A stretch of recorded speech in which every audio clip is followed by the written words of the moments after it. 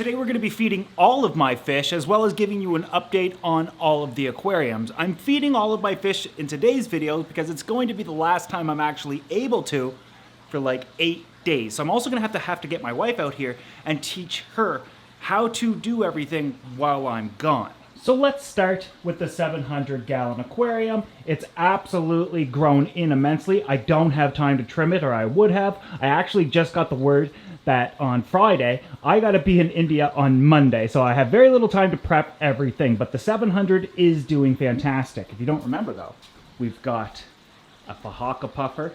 How cute he is. Geophagus. We've got plenty of discus, lots of tetras. Everybody's hungry right now, so they're all kind of out and looking for food. We have about a dozen discus. We did have a heater malfunction a while back and kind of knock off a lot of the fish that were in the tank. Oh, and then my absolutely stunning Ultim Angels. Everybody in this tank is doing incredible, but we'll get to feeding them here in a second. The racking system isn't what you remember, nor did we ever get around to finishing it. Remember, we had a bunch of flower horn cichlids up here. I took them all out and I put them all in one tank because everything here, we never finished it. I wanted to do something completely different, but all of these fish, and I've been kind of like shutting down tanks and moving fish around. So right now we only have 5 of these tanks actually holding fish any longer. There's some wooden plants in here, but we're not really gonna look at that. This is the tank with those new bumblebee Oscars. They're almost impossible to film. Put one of these lights in front of them and maybe we could see them, you know, a little bit better. But these guys are doing incredible. Obviously hungry, very personable. If they're not eating and they're kind of resting, they actually go over here and hide. This is one of the Finex lights, the Vivid Plus 3.0. It's way too bright for this tank. I'm gonna have to dim it. Luckily it does have an automatic dimmer and timer built into the remote. So when I switched out my lights, these lights were far more powerful than I'm used to and kind of gave me an algae outbreak, but that's an absolutely easy and quick fix. But these guys are fine. Over here, now you can start seeing there's hair algae. But this is the ropefish tank with a tremendous amount of Valisaria in it. There's a ropefish tail. You can kind of see his tail right there. But this tank is doing absolutely fantastic. We'll keep going over just to, like I said, there's not a lot of fish out here anymore because I'm kind of shutting it down, even with the shrimp tank, which is pretty shocking, but we'll get there into it in a minute. This is the last 8, or the top 8 flower horn cichlids, if you can remember. These guys are doing, you know, just wonderfully. They look incredible, but they're pretty nasty. Look at the colors on this guy. They're a little stressed out right now and darkening because they're starving. They're hungry. They want to eat. These guys are eating twice a day now and getting massive water changes. I've stopped worrying about trying to grow these plants out because I'm ripping this tank apart anyways. The only plants that I'm keeping out of any of these so far is going to be all of that Valisaria, all of the moss, and all of the Anubias in my Tropheus aquarium. This is by far one of my favorite tanks, but I've got to get that up off the floor. Isn't it just absolutely stunning? I even added a Siamese algae eater to it. They're leaving him alone. So now it has some Tropheus, some shell dwellers. Let's see if we can find some shell dwellers. Yeah, they're always out and playing. So we've got some shell dwellers in here as well. And then, of course, tremendous amount of Anubias. These guys haven't eaten for a few days, so they're going to be really hungry. Another Finex light on this, but this light on a 24-inch tank is literally like causing a tremendous amount of growth in a lot of this Anubias. Lots and lots of lush growth happening in a few of these. Downside is there's a little bit of algae on some of the older stuff that was already previously there. That's why it kind of looks like that. I just got to rub my finger on it and do that. Ooh, this guy's beautiful. The shrimp tank. I took off all of the moss, which wasn't easy, but I took it all off. One of the things you can do, though, is black out a moss tank for like 5 days, and it will drop to the ground. So most of it did, and then I could just brush the rest off because I want the moss but I don't want the wood to go where it's going, but I do want all of the shrimp. Now, if you look closely, this tank is literally peppered in shrimp, yellows and blues, reds, you name it. And feeding these guys is absolutely awesome, but they're not staying here. We're doing something that I want to do. It's already happening, but I've got to slowly shut these down, and I'll finish it up when I get back in 8 days. The electric eel tank is always amazing. You hear his speakers up there. But he's hungry, and he wants to eat. Isn't he awesome in this tank? Now, the light on this is also one of those Finex lights. However, I dimmed it to such an extent where it looks like there's no water in here. And he really enjoys it. Watch, but he likes this. If you want him to come see you. See? Yeah, you can hear him beeping. The Asian arowana tank, doing great.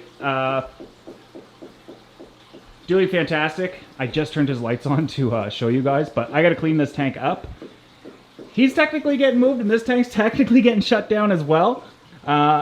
He's not necessarily... Well, we'll have to talk about this near the end of the video of kind of like what my plans are and what I'm doing, but I got to get everybody fed. The tanks are looking awesome. The plants are doing fantastic, and the tanks that I want the plants to do fantastic in. And the fish are nice and plump and in shape. Like, this dude definitely goes to the gym. Look at that. Look at that. Beautiful, beautiful, beautiful. Of all the tanks, even the piranha tank, there's only going to be a few of these remaining. The piranha, always, is amazing. But one of the piranha got hurt previously. There he is there. We can see him. See if we can make some adjustments to the camera here. You see his eye? He's got a bit of a pop eye. That's a secondary cause. I was doing wanted water change, but I was topping the tank up and stuff. These guys are just looking fat. Very, very big. Just incredible in size and appearance, and what an awesome tank to look at. Before we feed everybody, I might as well talk about the plans that I want to do, and not entirely or completely, but a general idea of what I'm working on when I get home. So now, of all of the aquariums that are out here, nothing's happening to the 700 outside of that idea that I had that maybe one day we'll turn it into a black water tank and put those bumblebees in it. We'll see what happens there, but I do have other big things that I got to work on. I'm actually going to put these guys in a larger grow out here shortly. They're not ready to go in the 700. I do find when I'm putting in smaller fish into the 700 and they need to grow out, they simply don't find the food and or have the ability to compete with everybody else. You know, a couple hundred tetras splashing, big fish jumping, and they just stay back and they don't get fed as much. And I only have two options: completely, totally overfeed the tank so it crashes, and or hope that they do a little bit better over time. But they're just growing a little shorter. The 2000 is staying. The 375 is kind of staying. The electric eel is staying. The Tropheus tank is staying. This rack is going. All the fish and plants I'm keeping.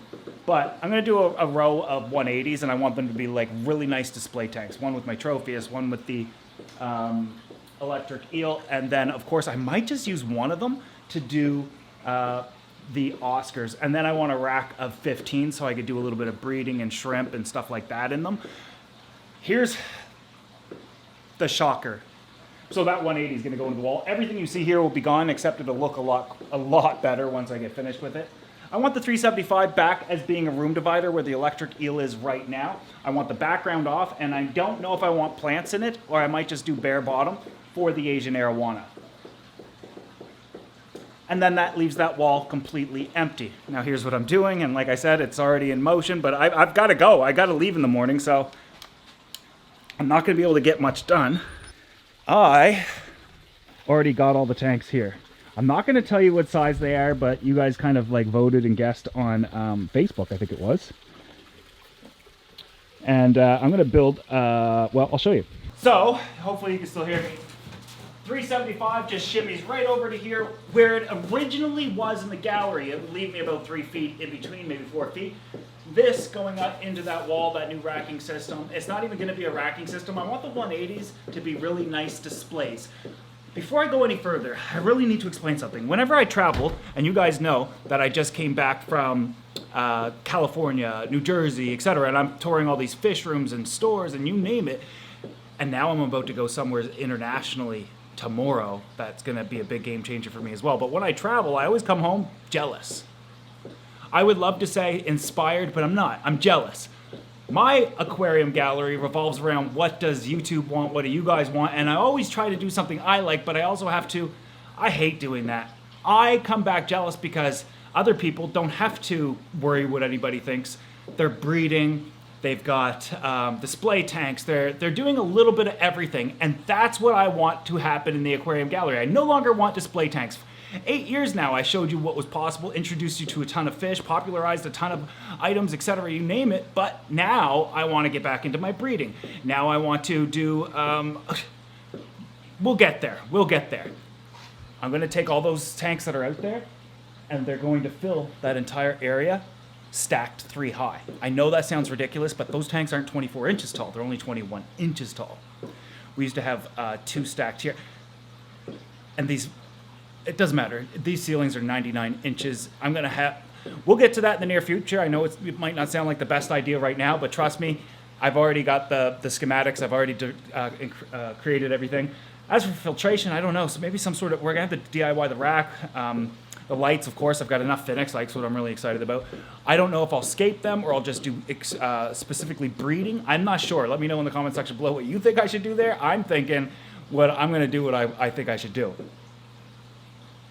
We'll end up with around 20 tanks out here. Oh, and I want that system to be fully automated, and I want this side of the aquarium gallery fully automated.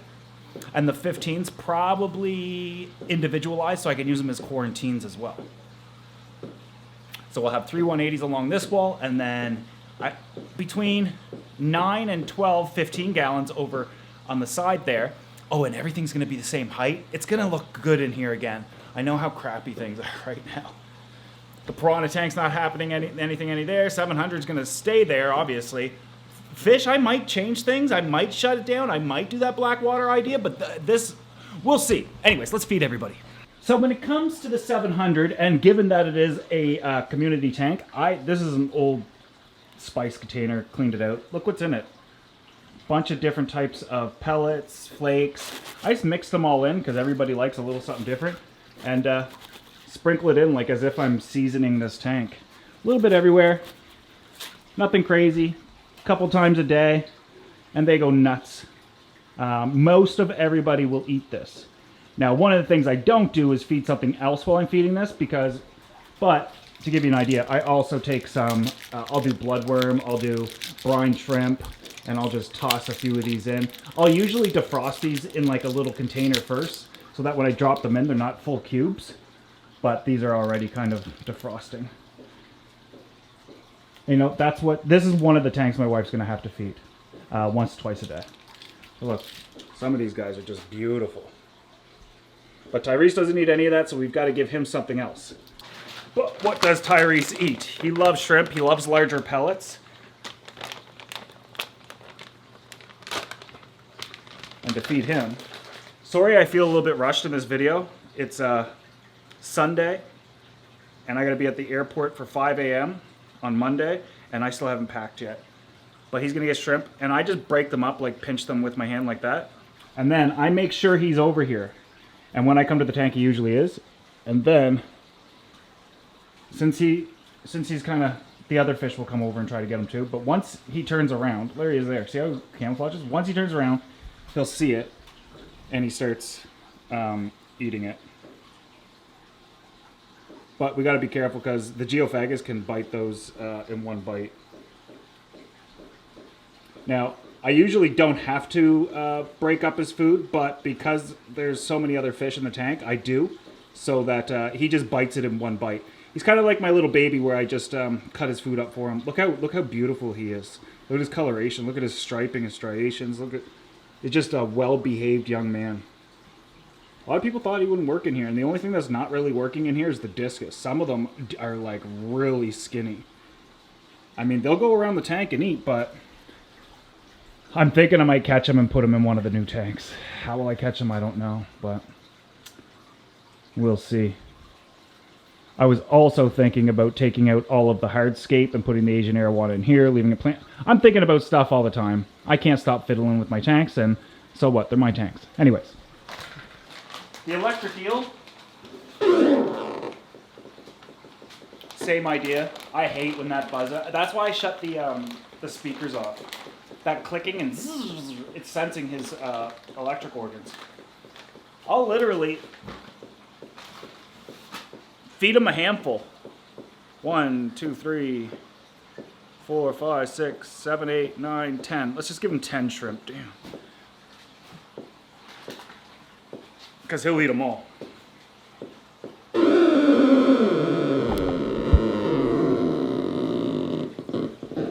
Jesus.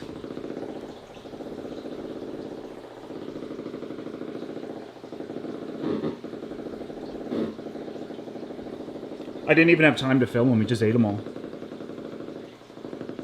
See how cool he is? It'd be cooler when I get him across here, like along this wall. Okay, that's enough. He's still hungry. He's still looking, but look at his gut. His gut's up here on the front of his body, not the back. The back, like 80%, is just his electrical organs. The sacs and the hunters are responsible for that clicking and zapping. Now the Asian. Technically full grown, so I don't really feed him a lot of food. I don't know if he's gonna eat right now or what, but maybe he will. Yeah, he will. I'll just give him a couple, 2-3 shrimp every, or maybe even, let me get it. I always feed him on this side too, because if I drop it here, it gets lost in the plants and it will rot. So 2, 3, maybe even upwards of 4 shrimp every time I feed the electric eel, because he's not in the business of growing anymore. We're just maintaining him, and we don't want to overfeed him or he'll get overweight, look ugly, and shorten his lifespan. Now once we've given everything, everybody got, like Tyrese got food, well, shrimp, and the Asian arowana got food, and the electric eel got food. Whatever's left, the piranha get. Now, I say that because I'm feeding them constantly other things, but those videos are hilarious, like feeding them beef heart and all kinds of stuff. And this is the safest way to feed them, is just drop in a bunch of food at once. Man, I can't believe I told you guys my plans. And they're not even like on like great plans just yet. Man, I hope none of that food goes over there. I'll have to show you when I get home. But I first gotta tell you where I'm going, what I'm gonna be doing, and then I gotta teach my wife how to do all this. Ooh, he's going after people. Some of these piranha are actually biting at the others, but that's how they get them injuries and whatnot. But I still have the original 20 that we put in here. Haven't lost any. Such a cool tank though, eh? Absolutely stunning. There he is, his bulging eye. One back there.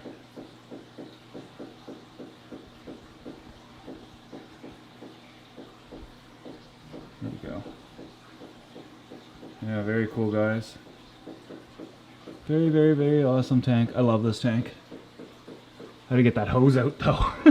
So I've gone all over Canada, filming stores and events all over the United States. Stores, events, hobbyists, you know, fish rooms. I've been to Dominican and swam with the rays. I'm filming it for you. I went to Cuba and built a fish tank on the beach. I was in Mexico and swam with wild cichlids. I went to the UK and did meetups. It was 7 different countries or 6 different countries at this time. But one of the countries I've always wanted to do is a friend of mine's, India.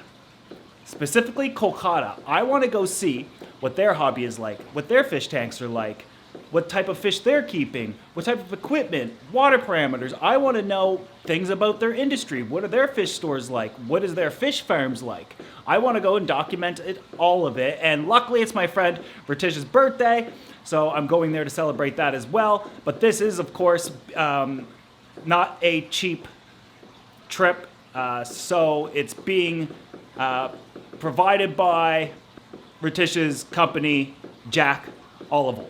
I look forward to doing that. But right now I'm going to grab my wife and see if she wants to figure out how we're going to feed all these fish once I'm gone. Oh, we didn't feed the Tropheus. Reason being is because I don't really need to right now because of something, but let's go feed them. Actually, we didn't feed anybody yet. We didn't feed anybody over here.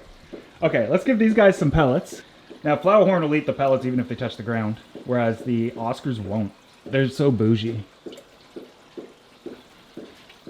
But, of course, my trash fish will eat anything. It's just a generic cichlid pellet, high in, evenly in protein as well as veggies. And the rest, I'll just leave a little handful down there for these guys. Now, what about the shell dwellers? I technically don't feed them directly. I let them eat whatever's left, and they do. Like, there's going to be a lot of trapped. Sometimes I'll feed flakes and whatnot, but you'll see. And the Tropheus are kind of like sand sifters as well, so they kind of grind up the pellets, and lots of stuff comes out of their mouths. I don't find I need to feed the Tropheus or the shell dwellers. More over here too, and more over there. They're everywhere. I fear this tank though. Oh, here's some more. These are all babies. Where's the adults? Probably hiding. What an awesome tank though. And these Tropheus are just going to get better and better and better. But I'm tired of kneeling down to see these guys. No more fish tanks like this on the ground. If I'm going to do displays and if I'm going to show you a cool tank, they got to be viewing height. If I want to chuck tanks under them or filters under them, so be it. But there's more over here too. I don't know where the big fat one went. I had to stop feeding this tank just to starve him off and see if that would work. But I don't see any dead bodies. Do you guys see any? You'll remember the one he had bloat over here. Maybe he's fixed himself. Went on a diet. Look how many there is. Oh, look how beautiful some of them are. Just gorgeous. Okay, and now the Oscars. We never even touched them. I don't know why I never showed you everybody else yet. Okay, these guys are getting a bit of a larger pellet. And I figure out where they're swimming. I get them all to kind of turn to one way, because these guys they're not the smartest fish. I'm just going to put it that way. So I got to make sure they're swimming one way so I can throw it in front of their face. Because if I go over here, a lot of the times they don't see it. But what I'm doing here is, because they don't eat off the ground, is I'm just dropping in enough so that they'll eat it midstream. Now I could do floating foods if I wanted, because they eat floating as well. But this food right here is just going to help with growth. And coloration. It's really high in calories for them and stuff. Trying to get them as big as possible because I would like for them to be in the 700 before I kind of shut this system down. But eventually, some of these pellets are going to start dropping to the ground. But you can see these guys are pigs. I'm putting in quite a bit. See, only one so far, but that's not enough for me to say that's enough. Yeah, that's it. Cool, huh? Now, these guys over here, the ropes, which do nothing, but they're Tamara's fish, and she loves them dearly, so I just drop pellets over into this relatively bare area, and they start coming out almost immediately. There's one. There should be 4 in here. Yeah, super cool. I can't wait until I kind of get rid of this. Have only 20 tanks on the go that I really, really love and that offer something really unique and interesting each time, and I can come out and see something new. Because I hate doing this. Set up a tank, tear it down. Set up a tank, tear it down. Buy a new fish. Get that. I'm going to do things that are super cool, nobody got, or maybe you do have them. It doesn't matter. I guess that's not nearly as important as like just having what I really, really want and doing what I really want and not trying to pack in as many tanks as I can, because this is what happens. I literally just lose interest and don't want to do it anymore. I'm like, nah, I'm not. And I don't do anything unless I've told you guys a million times. I don't do anything unless I really want to, unless I'm really passionate about it. And this is like one of them. The hobby for me, I've a lot of times with a lot of things going on behind the scenes, in personal life and whatnot, you'll kind of get into an automated mode where, oh yeah, new fish, new tank, unbox, add, new fish, new tank, new fish. That's easy and the algorithm loves it, but eventually it's tough to keep up with and still have a love for the hobby and be a hobbyist. At this point, I'm just like, I have other really, really big plans that I want to do, and I have to stop messing around out here. And if I'm going to keep doing stuff out here, it's got to be what I really, really like. And I've said that before, but then I just went right back to what I always do. Can't be doing that anymore. It's going to get pretty boring around here, but I'm going to like doing it. let's get my wife now. Okay, wife is here now. We got to go over this relatively quickly because as she knows, I haven't even packed yet. So this is the 700. We'll just sprinkle in some food right here from this. Well, not right now. I already fed everybody. So it's kind of a fun tank to feed. You don't have to worry about lights out here either. They're all on timers. But this tank gets that food, and you can give them some bloodworms and stuff too, a few of those. You know, usually around twice a day will be fine, and then every 3 days you got to give Tyrese shrimp. But when you're giving Tyrese shrimp, you want to break them up like the bite-sized pieces. But when you want to give him shrimp, you give him 10 pieces, the electric eel. 10 full pieces? Yep, 10 Not full. broken up. And here's what I've kind of created. You just want to slide this back, and or just pick it up. I'm gonna up to you if you want those speakers going. He's looking for food right now. But pick them up, drop them in, and drop this. And don't be scared because the speakers are gonna go zzz. And then the Asian arowana is always fed over here in this area. So we're gonna pick this up like that and throw in a piece at a time, making sure he eats it. If he doesn't eat it, you know, you can wait 5-10 minutes, but usually he will eat, and you want to do it when the lights are on. But if he doesn't eat, we take it out or it's going to rot. And I don't think he'll eat a rotten piece, but if he does, it'll kill him. So don't kill my Asian arowana, please. Okay. You said 1 or 2? This video will be up by the 2 or time you're 3, gone, yeah, so I can... yeah. I'm uploading it right now before I leave. Flower horn, just give him some of these pellets. Oh, we never fed the shrimp. The shrimp, we just do this cat's food over here. Okay. Wherever you want. I mean, they'll all jump all over it. Yeah, I'm used to them. This is what I'm used to. Yeah, you can feed them every day if you want. I don't. And you just have we have a population explosion right now. Yeah, look at them all. Yeah. Say hello. The Tropheus will be automated Okay. on their feeder. I could put everybody on their feeder, but these guys eat 2 or 3 times a day usually. Well, the feeder only feeds twice, but don't bother feeding them. Okay. Flowerhorn only really need to eat once. It's better if you only feed everybody once a day so that I don't come home to like... A lot of water changes. Yeah. But, so you're only really feeding these 2 every day. This is every 3 days, every 3 days. And then the piranha, whatever's left, you dump the entire contents of the bag into them. And they'll eat all. Their light's not going to be on. Their light's not on a timer. So that only comes on when we are... when I'm showing them. Your ropefish, they just get these pellets. I throw them right here. They'll come out eventually and eat them. These guys are the trickiest to feed. You'll want to take those big pellets as well. And you just drop in a few at a time, like 2, 3, 4, 5.